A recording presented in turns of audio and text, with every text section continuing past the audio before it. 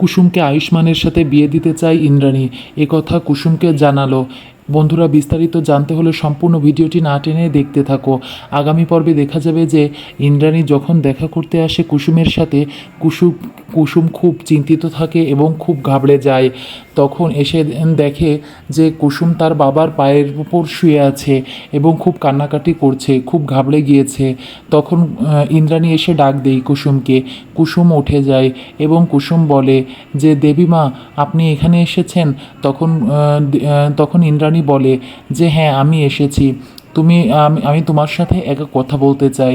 তখন শঙ্করকে, অর্থাৎ কুসুমের বাবাকে বলে, শঙ্কর তুমি একটু বাইরে যাও, আমি কুসুমের সাথে একা কথা বলতে চাই। তখন কুসুমের বাবা তার ভাই ঘন্টুকে নিয়ে বাইরে গেল এবং কুসুমের সাথে একা কথা বলল ইন্দ্রাণী। একা কথা বলার সময় ইন্দ্রাণী বলল, আমি তোমার মনের কথা বুঝি কুসুম, কারণ তুমিও একটা মেয়ে, আমিও একটা মেয়ে। তোমাকে অনেক ঝড়ঝাপটার উপর দিয়ে যেতে হয়েছে, এর জন্য খানিকটা আমিও দায়ী।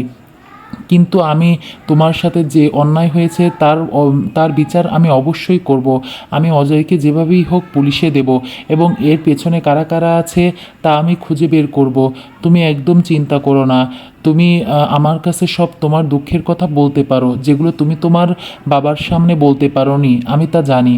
তখন কুসুম সব মনের কথা বলে যে অজয়ের সাথে আর তার সাথে কি হয়েছিল সেদিন, ওই দিন সব কিছু খুলে বলে।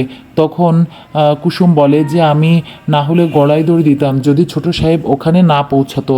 তখন আত্মহত্যার কথা শুনে ইন্দ্রাণী খুব রাগ করে, বলে যে না, তুমি অন্যের জন্য কেন নিজে আত্মহত্যা করবে? তুমি গাঙ্গুলি বাড়িতে দাঁড়িয়ে এরকম হেরে যাওয়ার কথা বলছো। এসব কথা বলতে বলতে ইন্দ্রাণী এক পর্যায়ে বলে, আমি আঁচল পেতে তোমার সকল অভিযোগ, সকল অভিমানগুলো নিয়ে নিলাম এবং তোমার সকল দুঃখ কষ্টগুলো আমি ভাগ করে নিলাম। আমি এর কথা রাখবো এবং এর মর্যাদা রাখবো। তোমার সাথে যে অন্যায় হয়েছে সেই অন্যায়ের বিরুদ্ধে আমি লড়বো এবং আমি আরও ভালো জায়গায় ভালোভাবে বিয়ের ব্যবস্থা করব। তখন কুসুম বলে, আমার কোথায় বিয়ে আর হবে দেবীমা? তখন ইন্দ্রাণী বলে, তোমার বিয়ে আমি দেব এবং আমি পাত্র ঠিক করব। কথা বলতে বলতে বলে, তোমার বিয়ে হবে আয়ুষ্মানের সাথে। এই সময়ে চুপ হয়ে যায়। পরবর্তী ভিডিও আপডেট পাওয়ার জন্য আমার চ্যানেলটিকে সাবস্ক্রাইব করে লাইক, শেয়ার, কমেন্ট করে পাশে থাকো।